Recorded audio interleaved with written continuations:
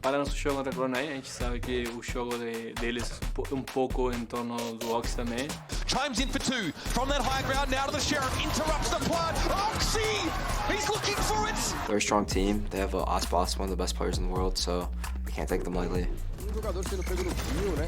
E agora o Aspas já garantindo 2 abates logo de começo, hein? Só que o Xenon já foi eliminado. O Aspas de novo! Vai ter que ser com ele, não tem jeito! MIBR is good at playing mechanically and playing together. We're going to beat MIBR by playing fundamentally sound and closing out the runs that we should. O jogo contra a Handetives deu para a gente saber qual é a nossa fraqueza, né, no campeonato, por enquanto que foi a defesa. A gente não conseguiu encaixar nosso ritmo do jogo contra a Handetives. Então a gente vai focar nisso e contra a Cloud9 a gente está bem confiante. Welcome back to day 5 of VCT Americas Kickoff and our second elimination match. It's MIBR versus Cloud9. I am Zoe and joining me are Sean and Dre here on the desk. This is going to be a funny one, I personally feel. One? Because, let me tell you why. For me, it's like one of the teams that most overperformed versus one of the teams that most underperformed. That's very true. And if we're looking at those two teams and talking a little bit about what we've seen so far, MIBR, obviously the team that everyone had super high expectations. Osboss on that roster. You have promising rookies, right? So there's a lot of expectations, a lot of pressure on this team to perform. I'm not going to lie. Who would have thought we see Osboss in an Olymp game first round lowers right now? And they're playing against Cloud9, and here I am thinking maybe Cloud9 is favored. So it's scary for Osboss and co over there on the MIBR because they have these young rookies that just kind of maybe fell flat on their opening showing on the stage. Yeah, what happened was very unfortunate as well. You think you won the pistol round right away, and then it ends up that players on the other team were disconnected. Yeah. There's nothing you can do about that. You have to replay the round. So it's just, I guess, just starting off on the wrong foot for them. And I think in order to bring that back up, you got to come in confident, forget about the past, and just go full steam ahead. And that definitely has an effect on a young team. You know, thinking you won the pistol on the pistol you practiced all week long, Artizine getting 4 kills on the new Agent Teo, grinding up his ult, and then the match restarts, and he ends the map with 4 kills. I know, that's what I was pointing out too. I was like, dude, devastating. It's rough. I mean, to be fair, 100 Thieves played really, really well as well. They were running at them, they were so aggressive. It was such a fast-paced game from them. I think they run that Neon as if Neon never has been nerfed, like, ever. So it was just, that was a rough debut performance for MIBR. Yeah, they struggled to get value on the Teo, if I'm being honest. Like, we saw Xander TP past the Teo ult at some point at Rubble, just really lacking creativity. It's a very powerful kit, as we've seen, but you still have to innovate, and they couldn't against the Neon and the Omen, which were getting past all that util. I also wasn't really seeing enough like chemistry and engagement between Osboss and Nazwar. Like, I feel like the whole story has been, oh, what's gonna happen when these two like come back together? And I feel like for Nazwar, he kind of has to prove to everybody that the roster decision that Leviathan made last year was a mistake. Yeah. And he's got to start now, because if not, then it just looks like, okay, maybe all along Leviathan knew what they were doing. That's a crazy thing too. They went behind, like, the star player. Osboss wanted to play with Nazwar, and he was removed from that team for Calm. And then here they are rejoining now on MIBR, the old school coach of Osboss, coming in from Loud. You gotta deliver. It's all here. You do, but also we have to give MIBR a lot of credit. They're the only Brazilian team that are taking chances on those tier 2 players. They're here to develop. They believe in this roster. And we have one of those rookies standing by right now with Dryads. Let's hear from Cortesia. I'm here with Cortesia ahead of match 2. And Cortesia, what I want to ask you here is there were a lot of eyes on you in the offseason because of your individual performance. You were doing amazing. So how are you dealing with that pressure now that you played on the stage for the first time? Então, a pressão no stage é bem diferente, né? Querendo ou não, no off-season foi em casa, então era mais confortável. Aqui dentro do stage, acredito que é questão de tempo para me adaptar e não me sinto nervoso de jogar na frente da plateia nem na frente dos outros jogadores, não. Well, the pressure at the stage is different, right? During the off season, I was playing at home, and so the pressure is definitely different. But I'm not really scared of playing in front of other players and audience. And speaking a little bit about that pressure, so do you feel any pressure playing with Aspas and Noswar, names that are so well known internationally, or are you playing like it's any teammate? Então, acredito que a pressão de jogar com aspas e com NZR existe sim. Aliás, eles são os melhores do mundo, né? Mas eu gosto de ver de uma forma grata de estar tendo essa oportunidade, de ter um time competitivo e não de uma forma que eu me sinto pressionado por isso. Yeah, they're like the best in the world, but I am thankful for the opportunity to play with those two, Aspas and ONRZ.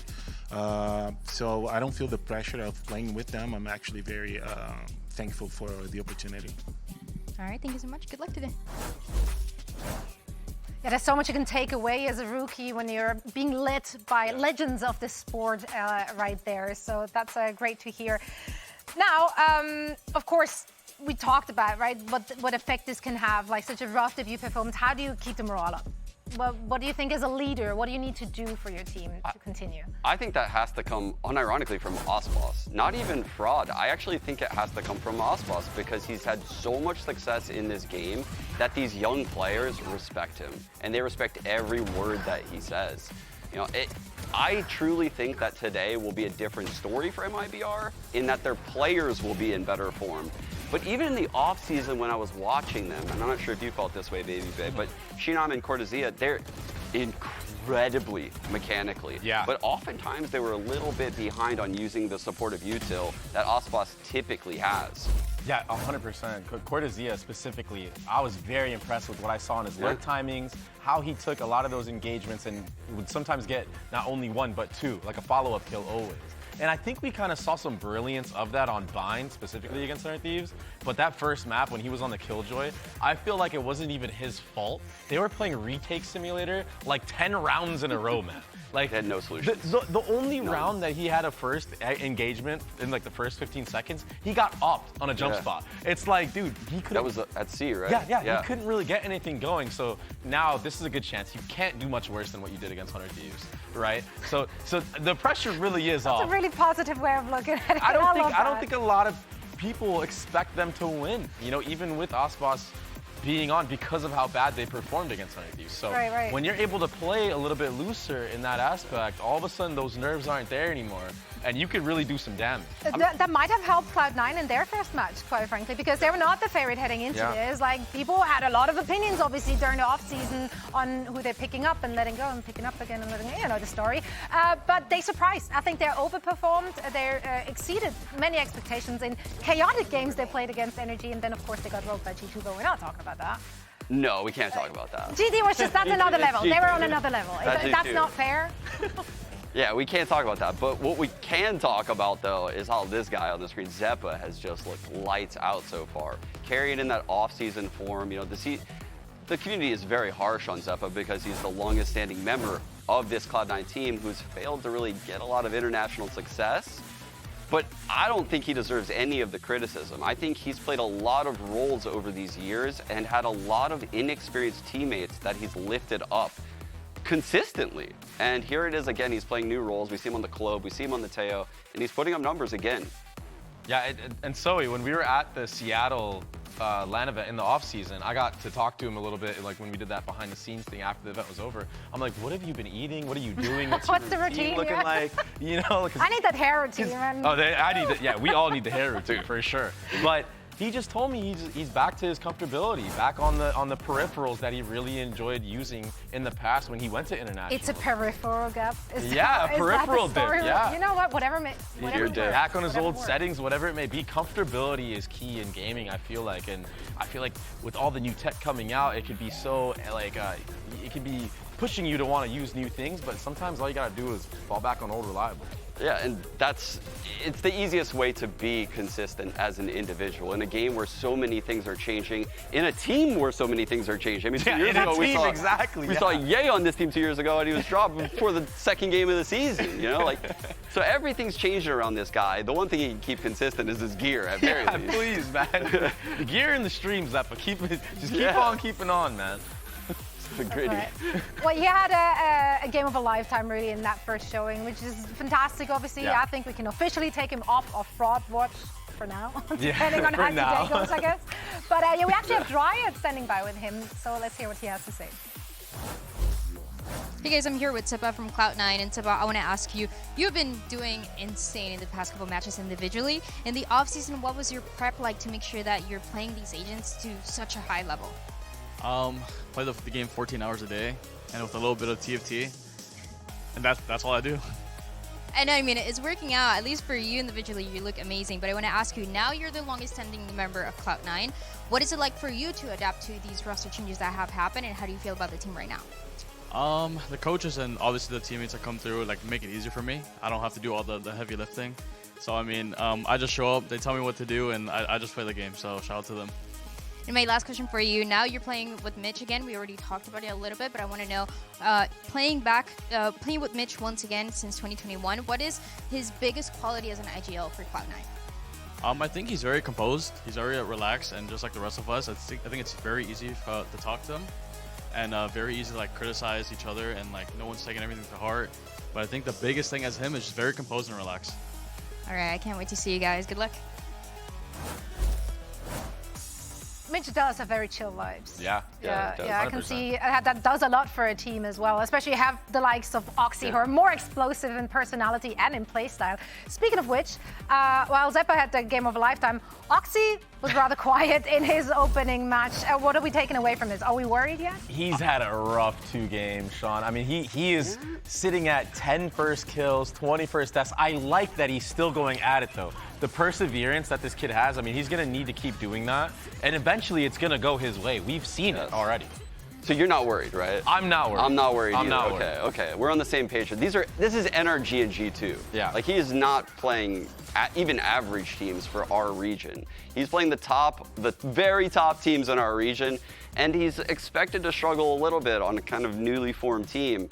I think also the new IGL, we heard Zeppa mention it. Yeah. It's a lot more calm vibes. You know, Oxy is the life bringer into this team. They live and die by this kid. He is incredible. But once he figures out this system for Mitch and they get situated, this is hilarious, actually.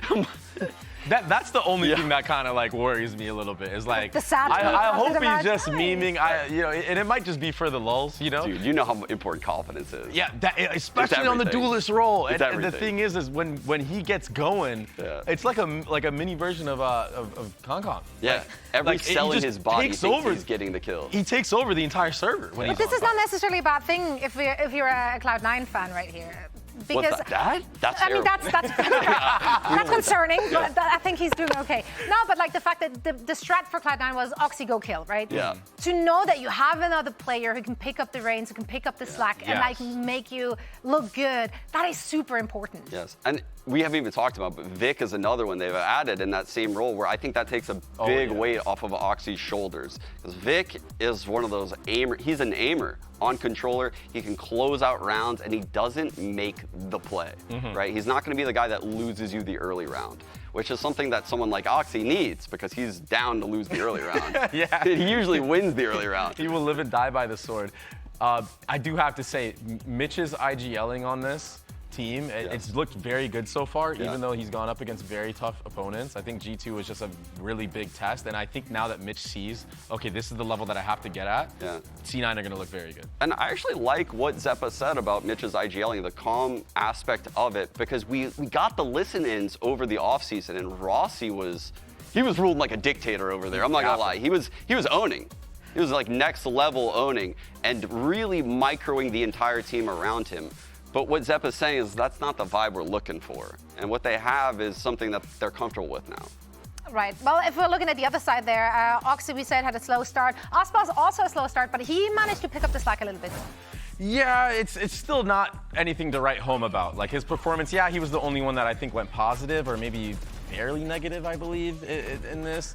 You know what you're going to get out of Ospas, but here's the main thing that he needs to do, and this is what you brought up earlier, Sean, is can he step up to the plate and be an actual leader for a team? Because he hasn't really had to do that. He had King on Leviathan, and then he had Sadhawk to fall back on as well on Loud. So now is his opportunity to become an actual leader and kind of show these younger kids on his team, like, yo, this is how to do things. And there were moments in the past where he did play a big part in the macro strategy. We heard it last year for Leviathan. He needs to do it again.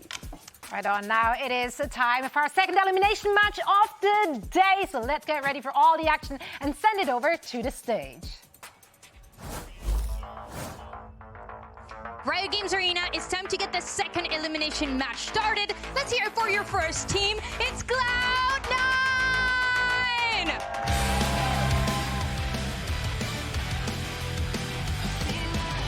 Exceeded expectations in their opening match against Energy, but the momentum was quickly stopped in its tracks by G2 shortly after, not without a lot of positive takeaways though. Standout individual performances and a showcase of a lot of initiative. Yeah, this is an interesting matchup again for this MIBR team. Cloud9 has a lot of similarities in the explosiveness as 100 Thieves in my eyes. They kind of see eye to eye in how to approach the game these days. And so the question is what game does Cloud9 bring? Do they have the confidence like they had against NRG, or is it, you know, a little bit lackluster like versus G2? And we don't know which Cloud9 exists this year. Não tem mais espaço para erro, mas fiquem tranquilos que eles têm o GOAT. Façam muito barulho pro MIBR!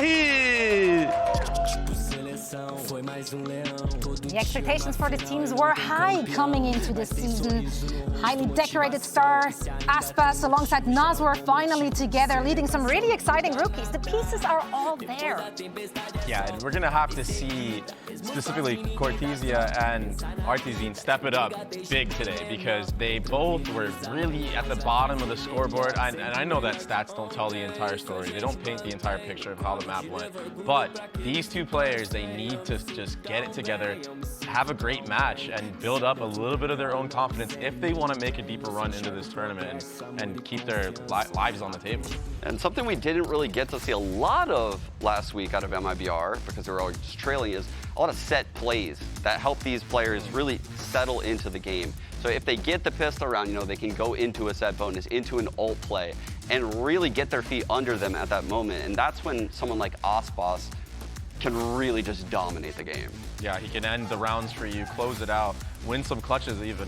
And yeah, you're right. The utility even in that last series that they played, it was a little bit off. Yeah. And I don't know if that's because they were rattled. I'm expecting to see them make a lot of those changes, especially since we're going to be on Lotus, and it looks here like. is our map set.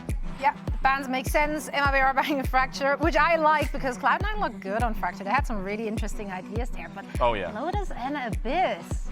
Yeah, this is really interesting because Cloud9 played both these maps just against G2 like the other day. So a good opportunity right now for Fraud to come up with game plans against the way that Cloud9 like to approach this map. I'm worried though. On this Americas stage, I've seen so many teams start on the defensive side of Lotus and just go down.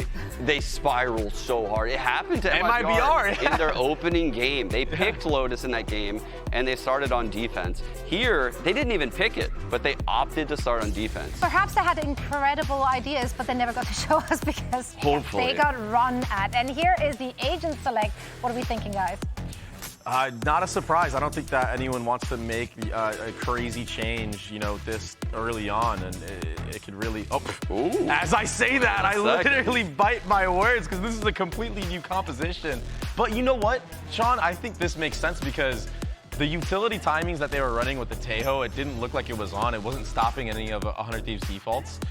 Maybe this is what they need. Okay. That's right. Our teams are ready for the first pistol round. Let's send it over to your casters making their 2025 debut. Please give it up for Sully and Riv. Thank you so much, Zoe and the desk. Yes, we are ready to get into game 2 here. It is going to be a good one. Cloud9 taking on MIBR. Cloud9 having a bit of games under their belt, still feeling that loss from G2, but we're waiting to see what MIBR can bring to the table. Yeah, no matter what, this has been a wake-up call for both MIBR and C9. More for MIBR's side because you did have a debut of Shenom and Artesia, and they were getting farmed on this very map. We talked about the jitters that Cortesia was mentioned before in the interview with Dan Dryad. But also, you're looking at this one here for C9. They're playing against a G2, realizing, oh crap, it is a meta that uses a lot of utility.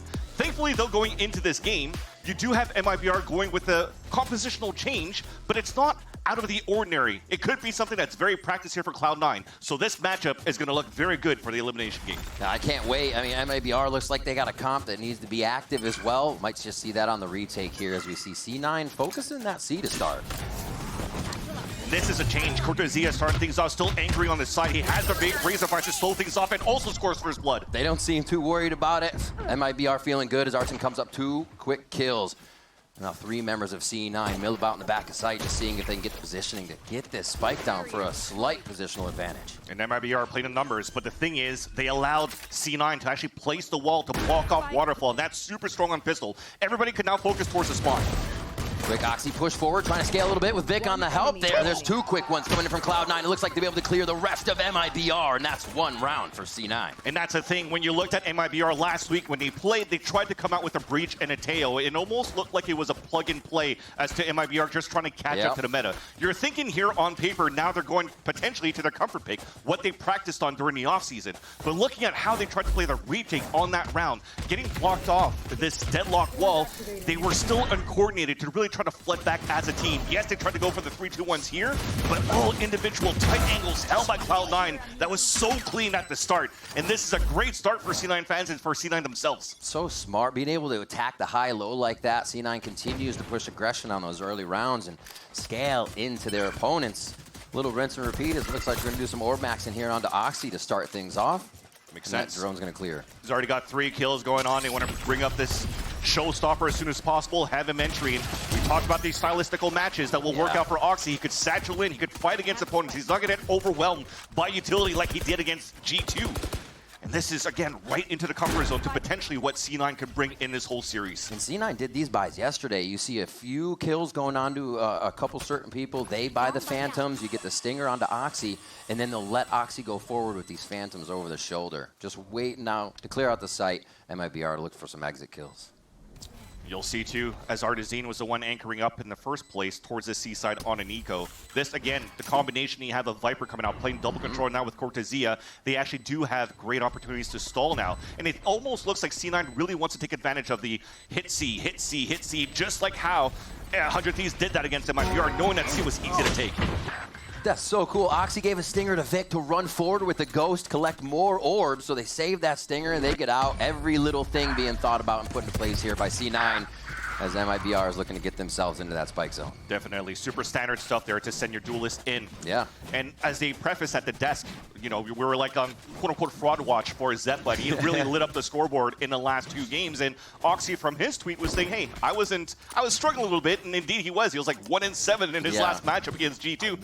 So this gives him a chance now to say, okay, well, people are actually trying to shut down Zeppa this time around, who hasn't had too much value yet in terms of firing power. But Oxy, if he's going to start waking up, that's 2 players now that MIBR has to take care of. It's so true. I still remember the quote from Doug, too, when they were in a timeout. He's like, Zeppa had 19 kills in the first half of the first map, and then it was like 8 rounds in the second map first half, and he already had 16. So you're right. They're going to be gunning for him, and it might free up Oxy a little bit to get that momentum going. And Baby Bear was also mentioning on that to chime in along that was Zeppa had 2 ults already in like 7 rounds or 4 rounds or something like that. So he was definitely on fire at that point. But unfortunately here we have a little bit of a tech pause. Okay. We have a little bit of audio issues that we're going to try to fix over at this point. But again, this is an MIBR that comes back into this game, backs against the wall, but also a debut stage for a lot of these players. And when Cortezia was mentioning, yeah, this is a little bit tough for me in the first game, it's different when you're playing from home versus on the stage. But to have, you know, Noswer, to have Aspas, to also have Fraud, who's been a Counter-Strike champion back in the 1.6 days for so many years,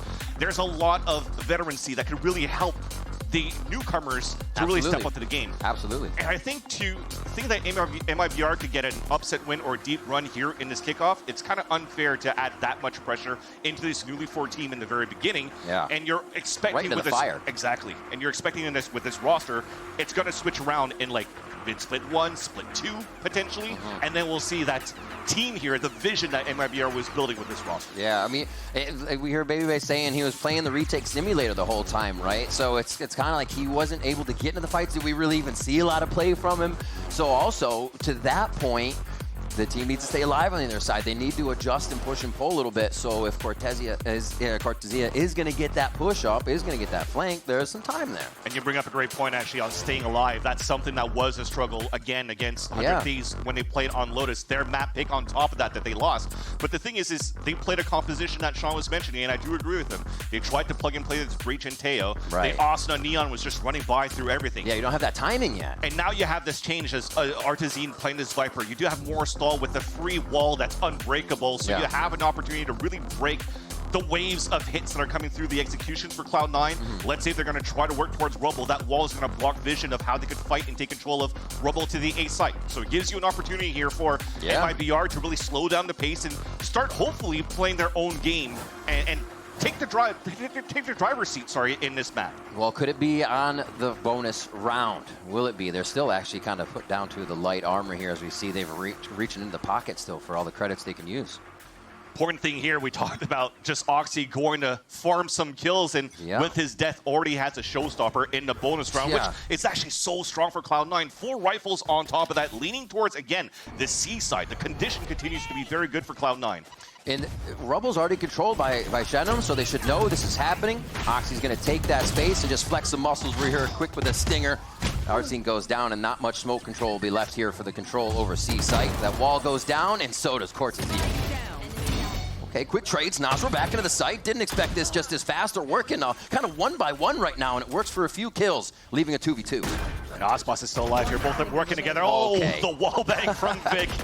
You talk about the consistency of how he's not going to make big plays, but could still anchor it up for Cloud9, and they already have a clear advantage. Yeah, Osbos. Gonna have to use the mechanics real tough on this one. Swing up to the left, almost like the 8-10 split, or 7-10 split, I should say. There's one. Almost got the other. Vic's ready on the top side. Nice split by C9 to make that work and pick up the bonus. Good damage, though. You get in those moments where you always think about your veterans that could turn around over. So, yes, Nasr was able to think about that timing he was able to take behind the site. But look at this pathing that they have on that right side. The fall line helps on the left so nobody can swing towards that front. You focus on that pillar so that those anchored players, every time they're trying to play retake so far, they were stopped by next utility. So the idea for MIBR there, let's try to stay inside the site. We have the crossfire set up, and then now it's just too much util from Cloud9 that really breaks it apart. And unfortunately also breaks the utility for MIBR in round number 4. What a round for Oxy to have an outlaw. He's looking at a bunch of money in front of him now. He'll take a Rubble control and just try to sort out MIBR to start off round 4. Yeah, and it's a quick round for MIBR. Quick decision, too, to go for a stinger by around Sheriff. So hoping for some long-range pop shots and play with the stack that they have with the 3 players on this A site. It worked out well. They had a correct read in the very beginning, but this is where it gets very difficult, too, for MIBR in the mid-round, where they're playing a lot more passively. The composition last time, and maybe even this time, doesn't allow for them to get too proactive in terms of fighting for space, but at least they could find information here with this fade. Osbos already rotating, trying to find some frags here. He gets 1 or 2 kills here. He's up with the ultimate. They can really start to sort that into the next round and get some momentum going. Right now, C9 goes back to this C. Been loving it. Here the orb. Quick salvo goes out, and they're just trying to see who's going to be running in sight. Finally, MIBR has enough to delay, but C9 looks like they're ready to hit again. So it's an orb with a snake bite. Then if they go again, it's a wall with a stall here from the Razorvine. So it's very good here for the stall of MIBR. But here's that pivot towards B. Pushing right through, quick smoke out, does deny anything from Waterfall here, and C9's going to have a second to breathe. Fortunately, though, for MIBR, not too much utility for the retake play. Exactly. Best thing they got is the paranoia, so they need to leverage Shenum here towards Monk so that he can actually flash back, and it's going to be a beautiful line if they're able to find the correct timing coming out of heaven. One smoke out, quick paranoia back. Hits 2. Beautiful job by Osbos. They're going to throw 3 in from heaven here and just try to waterfall into the site, but Mitch and Net aren't going to let it happen. C9 have their eyes on the prize, and that's going to be a quick 4th round. And a selfless play for Oxy, playing out in the open so that he could actually stall as much as he could. 2 of his teammates were hit by that paranoia thrown by Shenum, but as soon as that happens and, you had the stall in, Oxy was able to just hold them back. You saw the swing coming out from Mitch. It's just really good in terms of coordination. Something that I actually want to praise Cloud9 for, too, in a change that they've done from last year into this year. They're a little bit more coordinated in terms of how they want to set up for these trades. A lot less 1v1s and hero plays that they're trying to do. So I'm loving the look that we have from C9, something that was doubted by the community when this team came together going into kickoff because of all these last-minute changes. we were watching their Fracture match as well, we could see in times when they had lower or big buys, like Zeppa would have a Phantom and Oxy would have that Stinger, Zeppa keeps Oxy with him. He's like, no, we're going to have this leash on you for now. So they're kind of giving Oxy room, but also making sure he's doing what the team wants him to do. Yeah, it feels like there was a little bit of a miscomm cut out from MIBR because they tried to go potentially for this Paranoia showstopper right in front of B. But you look on the side of C9, they barely use any utility to get out, so they have so much to hit towards this A site. They keep doing this. They make MIBR throw a bunch of utility out, and then they freely hit a site. Oxy has to be careful. He's used to this position, being alone across from the team. And nobody's even peeking. MIBR's given so much space, but finally Artston's able to trade. The rest of the cavalry comes through now as C9's going to set up in sight with an ice wall on A-Link. Quick trades by MIBR. Kind of scattered in sight now as Vic is firing for the last shot. A bit scattered there as it's a back and forth right now, but it's going to be Ospas up top, and he does take down Vic for MIBR's first round. And that's a nice change from MIBR going in that round. Having that double push and being able to set up this Omen and Raze together with the Showstopper so they could stall towards the C site and fight back towards the C site. But if nothing happens, you have the back pocket, literally a Showstopper for the retake. But if not, change that util. I love the wall that was being placed towards Tree. It's not necessarily just for information gathering, but it really trapped C9 into a position where they could actually go for a trap play into Oxy if they wanted to, but if not, stall even the ult that Net had with the attempt of C9 moving into the site. So very, very nicely done here to stall the push from MIBR, and that's the start that you want, finally. The first round that they have in is a clean one. They're taking mound control. They were taking rubble control from MIBR side before to get a read on C, so they should have a read on A now to get back over here and try to shut down C9. Ospas could use that showstopper as well as Steel Guard and that ult from Cortezia. Yeah, and he's playing way back towards the A site. The flash that he placed on that previous round was already identified by Cloud9, so they could leverage that and sell a little bit of this fake and break that util to finish towards the B side. But we're all still playing the information game for C9. Right through Baby Door. Yes. Ooh, did they just actually get that on Ospas? Yeah. May find nothing for it. Stuck by the paint shells, forced back, and this is going to fizzle out before he even finds a kill. C9 is reading things so well with this push and pull. And that was off Zeppa going in here with the scout drone so that it pulls it out so that he's like, oh, I have a green light. I could move in with a rocket. I'm not going to get stalled. But then he gets funneled into paint shells that pulls him back. And now C9 can re-hit into B against less utility. But the position in the front B side from Shenum could be huge. They rush on the flush. Beautiful job off Zeppa's utility, but they don't know about Shenum. A quick hit, and Shenum plays his life. Super smart. What's this alert from Net going to do, though? Obviously seeing one Cortezia just on the other side. A bit of cat and mouse here as the spike is planted, and MIBR has to move. Net staying far behind, so they isolated him. They can fight back towards the spawn. Quick hits there. Cortezia comes up with a big one, but they're going to be pushing forward off of that. Mitch answers. Artscene brings it down to a 2v2, and Mitch is low, limping around that heaven area, trying to get the Arsenal back up and online. It's just past half, fans. Looks like they're going to be able to get at Shenum. Coming up big as the defuse happens inside by Artscene. A bit scattered, but MIBR adjusts to the flush very well. Thought it was going to be a C9 round after seeing Mitch push towards that spawn with the right-click classic. Showstopper? It looked really good for C9 controlling that round until the pulse plant. Losing a lot of players in the process, but we talked about that important position that Shenum had in front of B. Really delayed things around. I mean, look at that on the retake. He's still playing in the front. So for C9 saying, okay, well, we're not going to try to push him back. We'll play inside the site. They got sandwich cornered. Nothing they could do. Even the grab net thrown by Net is not going to do anything there because there's no aftershock to help out to really take the diffuser off the spike. So MIBR stringing 2 rounds together, and now we're pressure from Cloud9 right into a pit dropped early by Artazine. Oh, Rolling Thunder goes straight through, and the whole team is here. Rubble control already by MIBR, so they're going to have to close in on this. A quick peek. Artson finds it with a shorty. Net's actually just 1 tick away from dying. Anything hits him and he falls. What a stall again by MIBR. They figured something out here, even if it's an ult to be used at the beginning of the round. But that's the spike too. Mitch moved in together thinking that he had his teammates behind with him, but the thing is trying to pressure into that pit. They got stopped by the wall set up by Cortezia. So the study that came 9 for C9 to be able to abuse towards the C site has now been funneled by Cortezia's agent change. It really foils their plan, so they have to rework now in the mid round and really try to pinch back in. They still have a lot of time to work with, so they could still do some damage. What an awkward spot for the spike to be. They're going to get as deep as they can on one side. We'll try and watch the flank, and this is going to be Vic and Oxy on that squad. Let's see what the power players can do here. Possibly get a hit as well from Zeppa and Net as they get into the site, but it looks like MIBR is so ready. Second wave too, so you have util coming through, you heard the salvos, and now double walking in. Crossfire is beautiful though. Again! There's two! Quick shorties, each shell coming up with a frag there for Net and Zeppa as Naswer clears off the round. MIBR on a little bit of a roll now. Artizine's the one that's getting 3 kills with a shorty from inside this pit, starting with his first one here onto Mitch. Again, really did a great job in MIBR from splitting that first wave. Look at that snake bite on the ground too, nothing you can really do. Everybody's actually losing HP going inside that pit. So Artizine had so much value with the shorty, look at that. It's just too nice. Very confident play from MIBR here. None of the kind of trepid play we saw coming out of them in the first match that they had where they were unsure about things. It was like they were playing injured and they didn't want to hurt that injured foot a little bit more, so you peek a little different, you play a little different. Seems like they have gotten that out of their system. No longer an injured MIBR. They're coming out strong here and they're looking to tie up the game.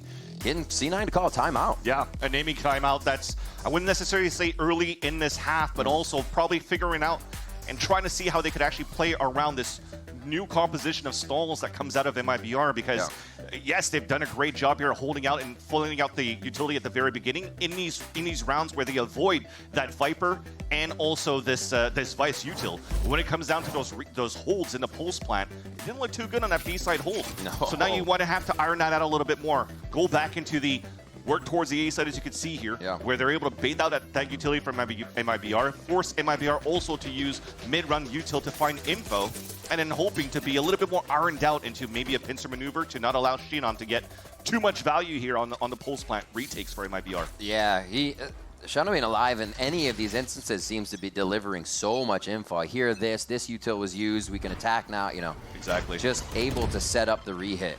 And that's what MIBR is kind of needed here. C9 pushes themselves into sight pretty fast each time, but the post plants have been trouble. You already see it now. They started with paint shells, all that util being used by MIBR on his half buy from Cloud9. Yes, there's still going to be a little bit of a stall for MIBR on that side when they move inside the site. Whoa. No way! Artizine with 3. The hat trick coming up quick here. They can't even get by the Razor Vines. But they really didn't even make it into sight. They just got spammed through the smoke and couldn't even trade back the Vandal, if you consider it being that. And Zeppa had the ultimate there. Looked like they wanted to use just about everything to get into C. It's quite interesting, too, because Cloud9, in that pistol round, they did a good job paint shelling towards that front of the C side to attempt to break util there. Now they have salvos and paint shells, but they don't even break the Razor Vines, which allowed here Artizine to stuff them on their attempt to hit towards the C side. But at least Zeppa for now. Guardian shot in the beginning. Quick salvo. Tall task. There's tall. 1-2. And the trade's going to be there for Mitch, but Cortesia comes up with one of his own. And they get a few more alt orbs on the map. They still have this Nightfall coming in from Naswer, so able to use that, able to figure out if they do need to retake the site where their opponents are going to be really, and they've had that for a while, actually. Exactly. Just sitting on it because they feel so confident about these holds. And props to Artizine, actually. You'll look at that exactly. He's able to get 3 kills like that. So the fact that they don't have to use the Nightfall already from Naswer, it also allows for them to start cycling these ultimates that are getting very close on the defensive side too. Most importantly, Aspas. He's going to have us again. Exactly. Jeez. So there's a lot of confidence coming out from the MIBR camp since that round number 4. They tied things up, all of them stringing rounds, both teams stringing rounds. We have a game in our hands. You can see Artizine claims the skull there on his player profile. He is crushing right now to help MIBR get back in. So what can C9 do? Back to pretty much the first, second, third, and fourth round strat here. They want to tempt C, waste some util, but now they got some lurkers this time, Vans.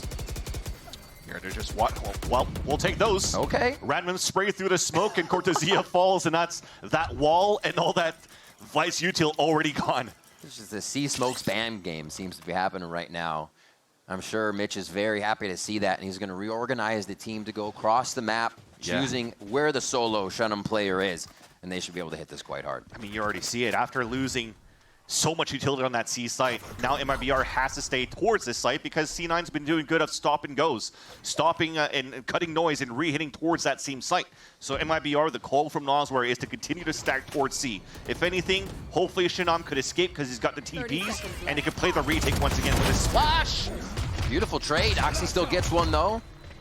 They're going to be able to take site. The run over from MIBR, that Nightfall's still there, but it's going to be a tough consideration with Zeppa's ult and the control C9 have. That's one thing, too, that was good for C9 on a pulse plant on this A site. The delay that they have around this composition to utilize the salvos with like 10 seconds left on that spike and to guarantee that round. It happened twice the last time they played on this map, too. So it'll be difficult for MIBR here to retake the site. They throw the ult in. Arzine as well, just with a bit of that lurk timing to get himself into sight. They don't know about the tree members or that ult from Zeppa ready to be popped off from far away. I mean, look at that. There's already sonic sensors on the first one. There's the ult. It's going to get a half at least. Oh, almost gets out. Almost. Got hit by the door or the Armageddon on the way out, if you will. That was tough. That was close, but C9 still knew they had the post plant with ults in hand. And I get it that you have to stick the spike because, again, you have to think about the salvos after the Armageddon coming out here from Zeppa. So you have to make sure here that you at least get it halfway, if not the delay is too good for Cloud9. And they'll be able to win that round no matter what. But the thing is, that position that they had on that pulse plant, they still had Vic on the top of heaven. There's nothing you can really do. You can't even escape. You're hoping that at least for your teammates that they were able to drop some players while you're defusing, but it's just too good. Cloud9 had a great crossfire setup, and they finally turn it back in their favor here to regain the lead in this first map. All right, they focus Aspas Orb on A. Just grabbed the ultimate for him, so Showstopper is ready to close the curtain on Cloud9 this round. That's why we wanted to see the paint shells to come through, but it's a little bit too shallow. So the Razor Vines are still pretty good for the inside, just around the water, up that ramp. Look, he's playing mid so he can get over to C, where Cloud9 have loved. They've just made a home here, a second home away from home. And this is the fact, they did this before. That was actually the way they got the Showstopper out of B last time, but nobody's buying it. MIBR knows that these fakes are so abundant from C9 on this first map. You see the change too. Finally taking advantage of that smoke so they could actually bait out that wall. You really want, at this point, now that you have Oxy still towards the C mount for him and for Oxy to start selling this fake towards the C side. They might even use the Annihilation on top of that just to keep them at bay.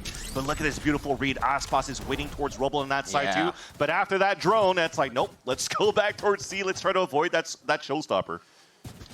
Especially since Shenum is so far up, right? That gives Aspas time to run left or right. They're figuring he's at B, ready to go either way, so they have to be quick. Here's the flush, here's the rush. It's going to be Oxy again. Picture perfect, and a deja vu from him as he hits backside. The rest of the team follows in tow, and Cloud9 are going to be able to plant C. Too easy. Razorvines, yes, they blew him out, but he's already satcheled through most of it, and it takes a little bit before it blooms up, and Oxy gets 2 nice entries. Very difficult for the last 2, but at least 2 players of C9 are low. Showstopper could be really big for MIBR. Ooh, Aspas does hit, but the wall is still there. He got popped back just a little bit from the recoil. Doesn't make it over, and it's just the pressure now. Shenum and Aspas up top. Vic's first contact. Waiting for that head peek. Get the quick swing coming out of net. Not even going to peek just yet. His net is low. He leaves it up to the last second. Aspas still finds him. This is what we talk about, the mechanics. Creating the 1v1s, finding half defuse. And now he's got to figure out where it's coming from. Here's a shot from Vic. Quick blast. Oh, he's going to pop himself off the spike with the blast pack. So Vic hits the shot as he's forced to peek. Unfortunate, but Vic claims the round. Just one of those unfortunate moments on the 1v1 when that spike is ticking down. You want to be quick and react really quickly for Aspas, and a rare miss in terms of utility from one of the best duelists, if not the best duelist that we currently have here in the VCTs. Leading the charge in terms of kills since the VCTs have started. And sometimes, you know, the best of the best can make those small mistakes, and Vic takes advantage of that on that 1v1. Beautifully played, and a lot of it has been expected from Vic. We saw in previous tournaments already in the offseason. He has been absolutely crushing it and just slotting in with this team like it's been so many years. Yeah. Crazy stuff from him so far. And right now there's a timeout being called by Fraud. You want to start reeling things back, but thankfully here for the MIBR camp, it's their first timeout of this whole series of this first map. So they leveraged that timeout that was called up by Yimi. They were able to string a couple of rounds here, but then now they're realizing that C9 are actually baiting that util that we're talking about here from Vice. So after they bait it through, they don't have too much util in the mid round to figure out really what C9 is going to try to, or where they're going to try to end up. So you do want to start being a little bit more proactive here in terms of map space that you want to gain for MIBR. At least shut down that lane if you're seeing that it's very quiet for C9 and are defaulting. Yeah, I think one of the things with MIBR's map grab is they're they're so easily giving it up. Yeah. Like C9 is bringing the whole pile, all the cooks to one spot, and they push off Shenum, right? Yeah. And they figure that's okay, so they go back to the other side, and they're just getting that bit of information instead of MIBR saying, yeah, Shenum's pushed up, let's bring Aspas and Nazwa as well and see if they walk into us. Because C9 is never ending the first spot. So I feel like MIBR has to take advantage of that and keep scaling the position they first push. See what happens. Yeah, I think it's also like just trying to take advantage of this re-hit from C9, not only playing for delays, but you need to add more on top of the delays here so that you really don't allow these late bursts also to happen from the C9 camp. And to kick things off, we talk about that proactiveness. Already 2 of them pushed all the way up towards the entrance of A main. Here we go. So you already have a good idea that C9 are playing that same default at the beginning, but they are unaware of what's happening, who's holding towards that spawn, because they never crossed that line of scrimmage. Big fight coming up here between both Aspas and Zeppa potentially. Trading shots through the smoke, not trading, but putting shots through the smoke to see if they can get any of those trades back. That util, anything here.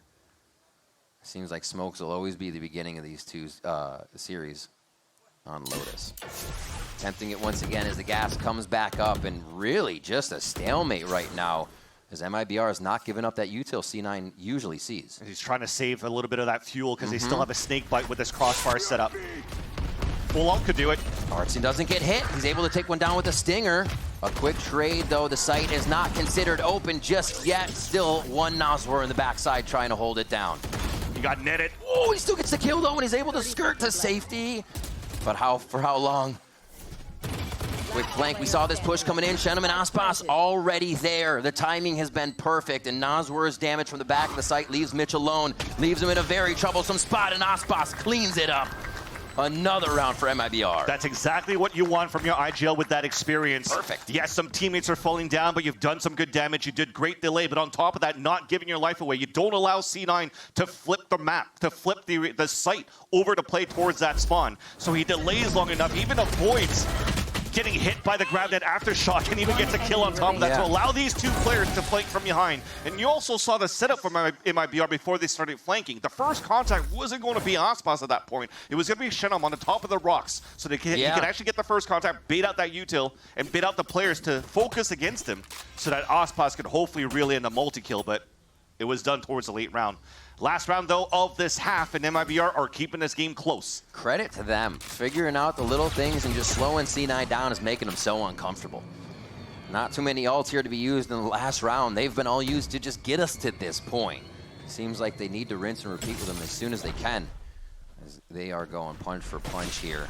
A lot of A for C9 to start this one off. C9's another slow default. Probably want to try to make that pit come out as soon as possible here so that they could actually work a better mid round, trying to isolate and understand where this Viper could be playing. Prowler doesn't see anything. And there's no push from Artsine right now, but he does know. No quick C push.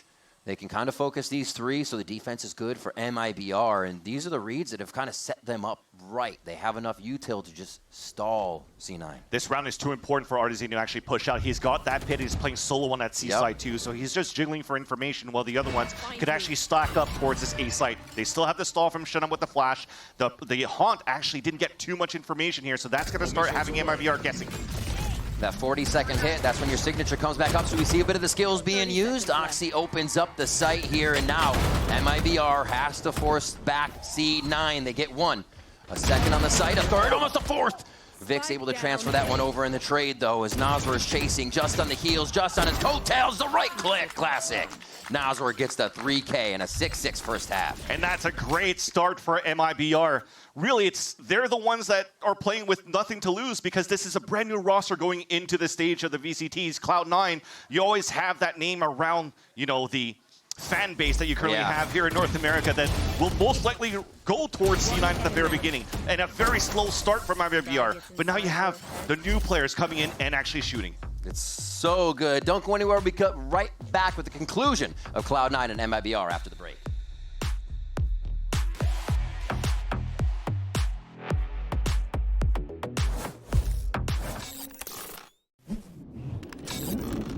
Red Bull gives you wings.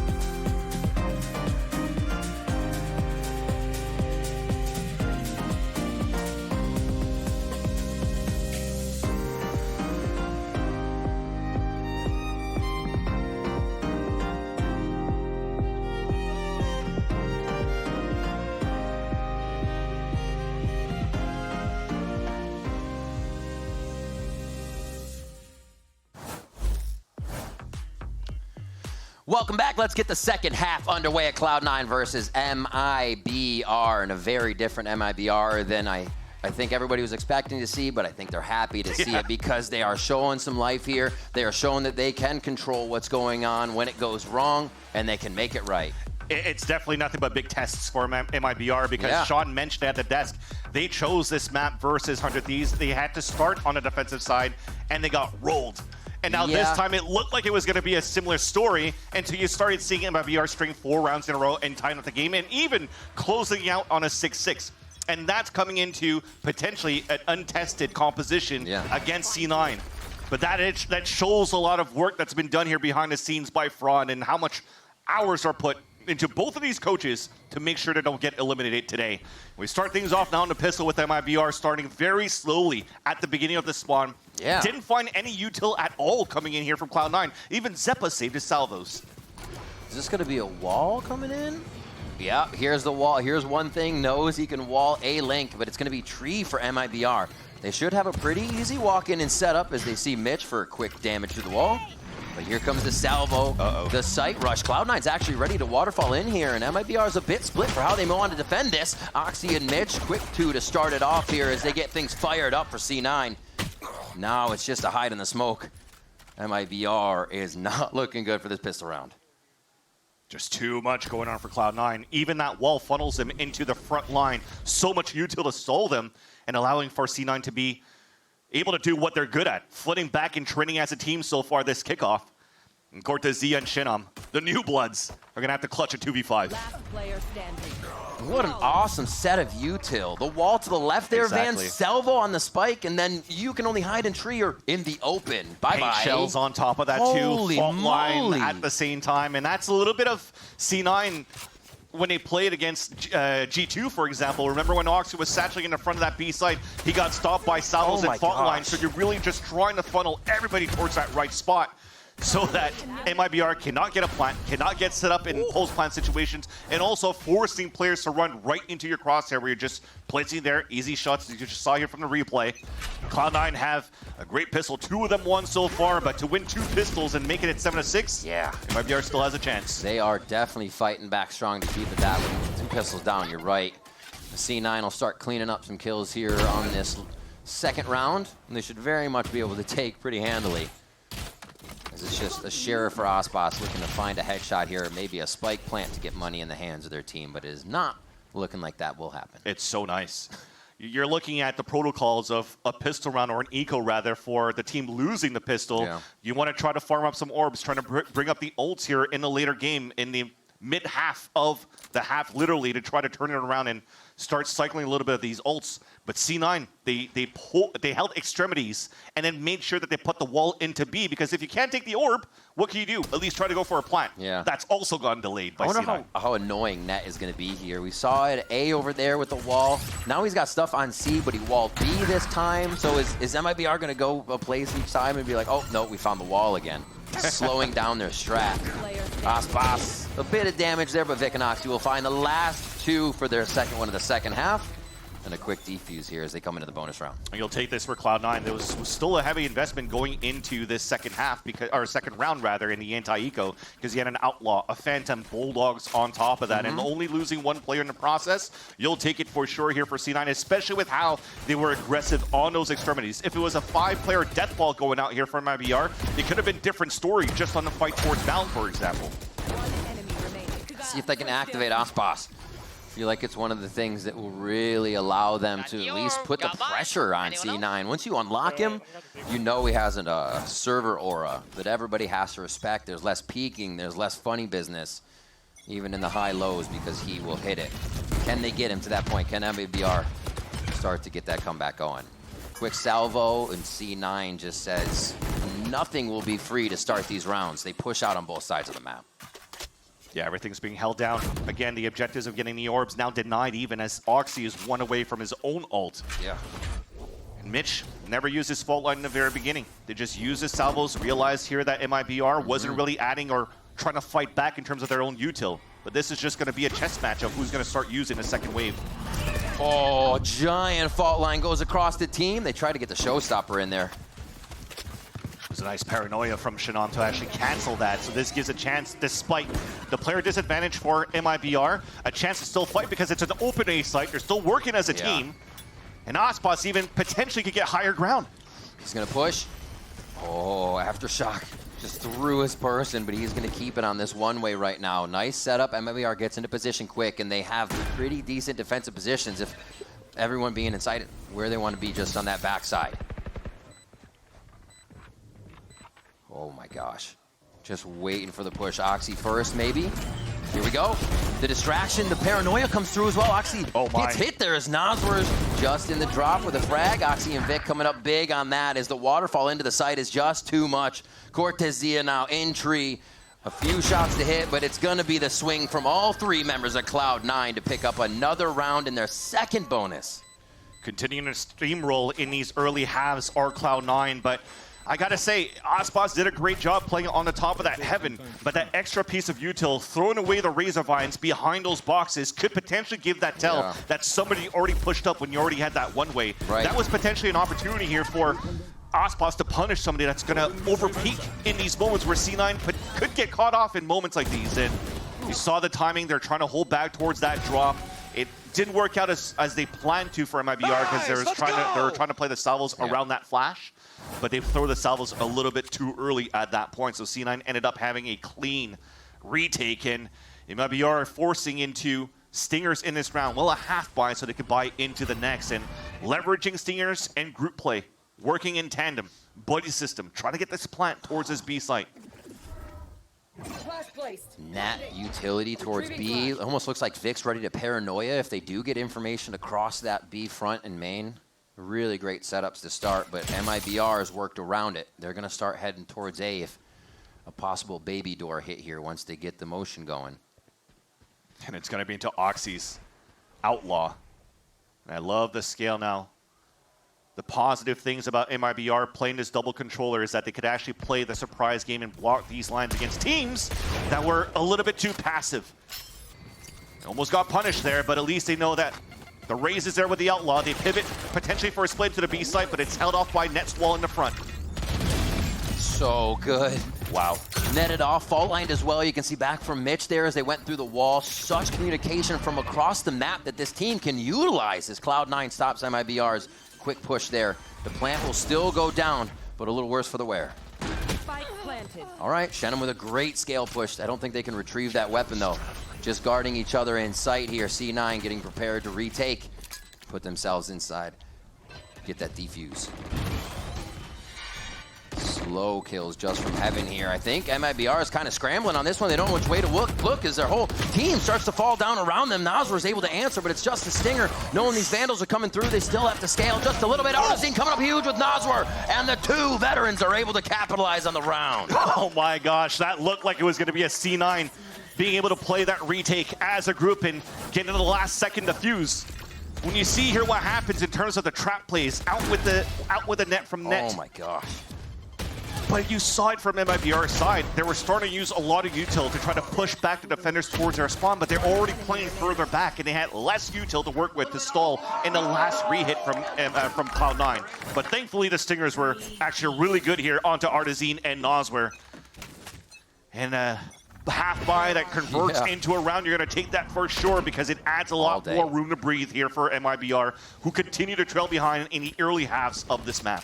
Okay, spike down in spawn, so a little bit of a default here.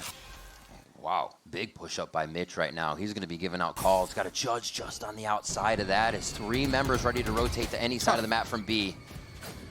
As MIBR plays a bit of the door game. Remember, spike's still down though, so we're going to see a big rotation here. Still very interesting that MIBR thought that C9 were playing some sort of mount control, so they already burnt out their paranoia, opening the wall and all those smokes. Exactly, trying to go for some sort of pinch.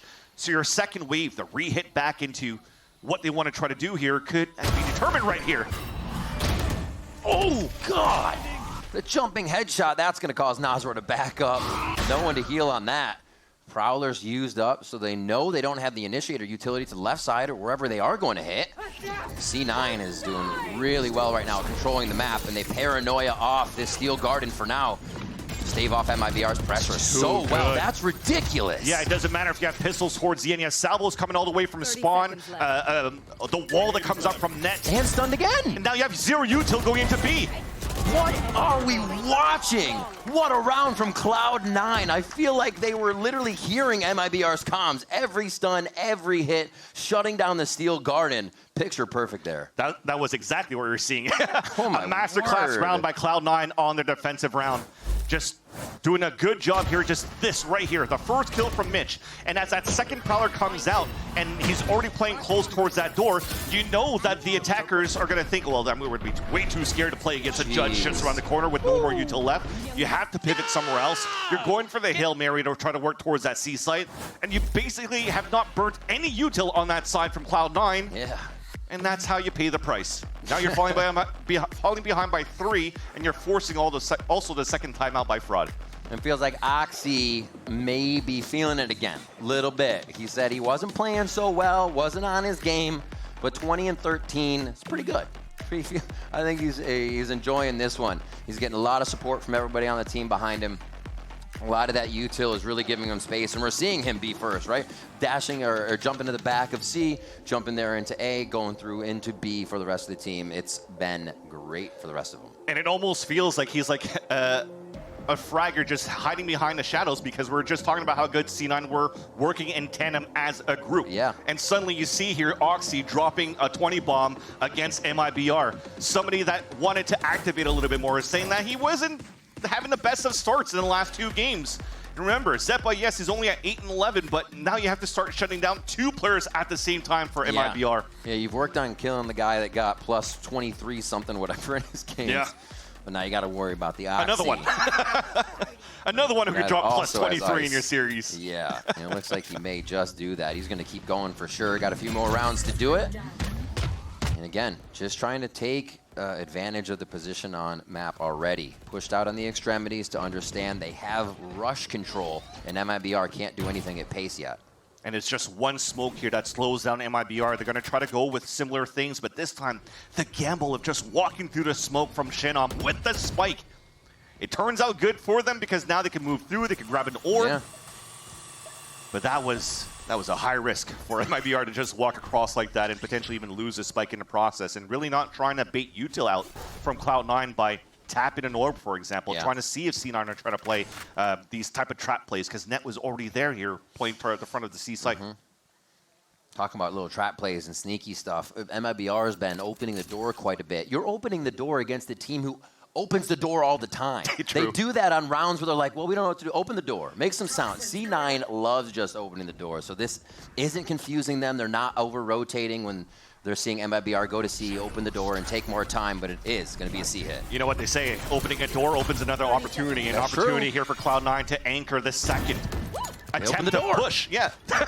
Here it is. And that's the opportunity this time for C9. Unfortunately, though, for MIBR, because they lost the first player in front B. But where are they going? They open it again. They didn't want to go that way. The spike was stuck for a second, and they're going to try to get through now all of this deadlock utility, but it's still there. Nat has his hands in every pie at every site, and you just can't get by this utility. Vic's going to be able to clear the site there as Osboss doing what he can, but gets danced around as Vic takes a third. And it was almost there. Like, you would think that you had an opening for MIBR, that maybe the wall was missed here by Net, but he's been continuously throwing this wall just to thwart the push back up towards the ramp of water, so you can't scale towards that left side. So what does that do? You funnel everybody into a potential crossfire setup from Pillar and also from Waterfall.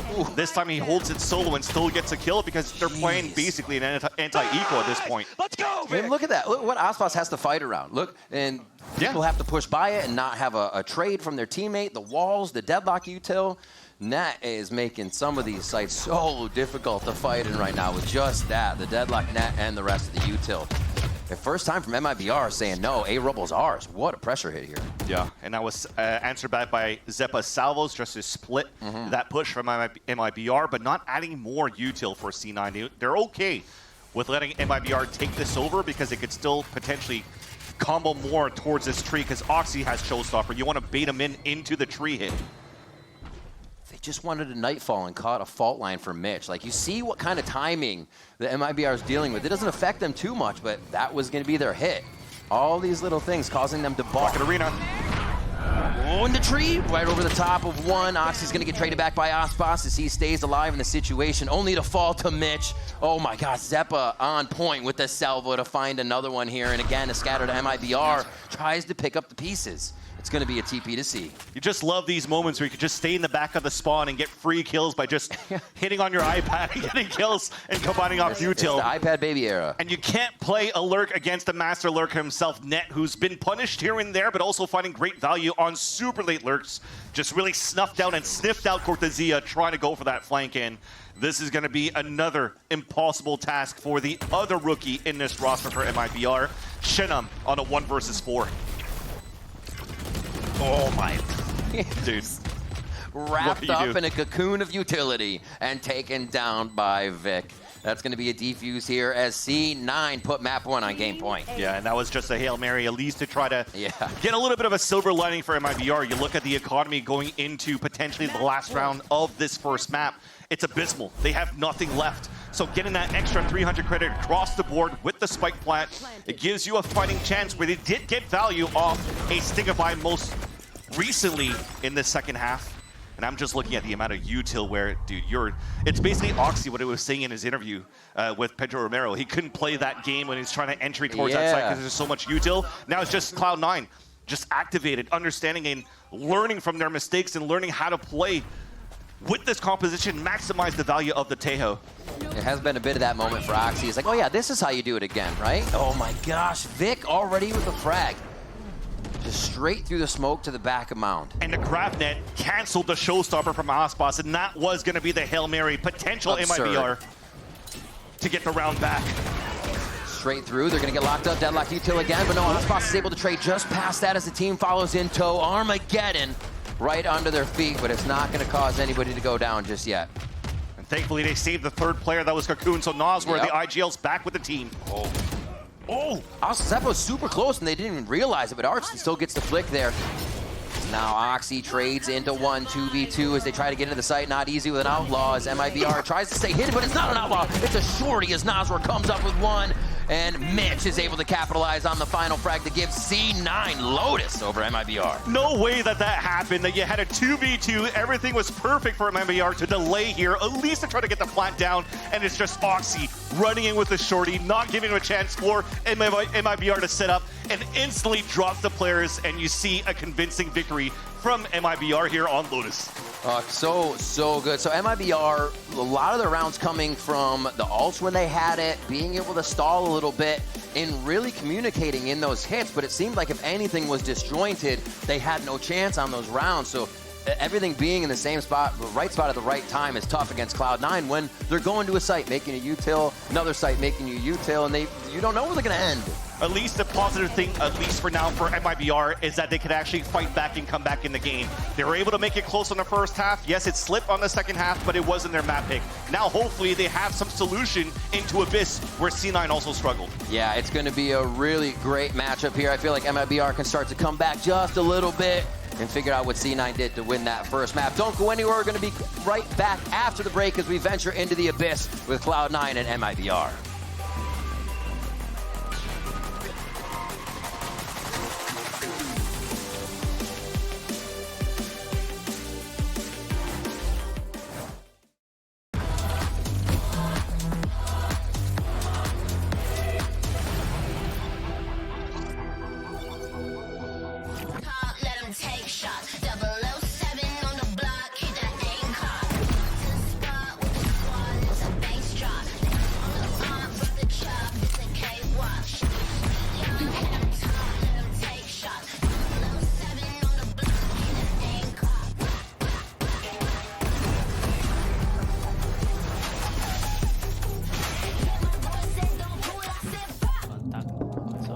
Okay, Team Secret, we need you guys on the stage now. Come on, let's go.